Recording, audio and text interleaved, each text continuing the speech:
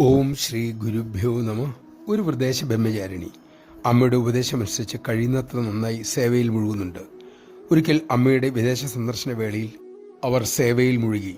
നല്ല തിക്കും തിരക്കും ഉണ്ടായിരുന്നു. പല കാര്യങ്ങൾക്കുമായി പലരും അവരെ കുറ്റപ്പെടുത്തി. അവരുടെ മനസ്സ് കെട്ടുപോയി. അവർ അമ്മ വിശ്രമിക്കുന്ന സ്ഥലത്തെത്തി. അമ്മയുടെ ചുറ്റിനും മക്കൾ അവർ തത്വചിന്തയിൽ മുഴുകിയിരിക്കുകയാണ്. കുറെ കേട്ടുകഴിഞ്ഞപ്പോൾ അവർക്ക് ടെൻഷൻ കൂടി. അമ്മ അവരെ സഹതാപത്തോടെ നോക്കി. ഉത്തരം പറയുന്ന കൂട്ടത്തിൽ അമ്മ അരുളി, മക്കളെ, 80% പേരും എന്ത് ചെയ്താലും കുറ്റം പറയും.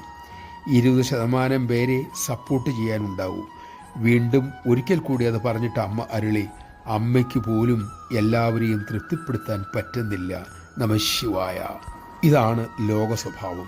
അതുകൊണ്ട് നമുക്ക് ചെയ്യാനുള്ളത് അമ്മയെ സ്മരിച്ചുകൊണ്ട് നന്നായി ചെയ്യുക. പിന്നെ നിശ്ചിന്തനാകുക. ആര് എന്ത് വേണമെങ്കിലും പറയട്ടെ. അമ്മയുടെ ഉപദേശങ്ങൾക്കും അമ്മയുടെ തൃപ്തിക്കും അനുസരിച്ചാണോ താൻ പ്രവർത്തിച്ചത് എന്ന് മാത്രം ചിന്തിച്ചാൽ മതി.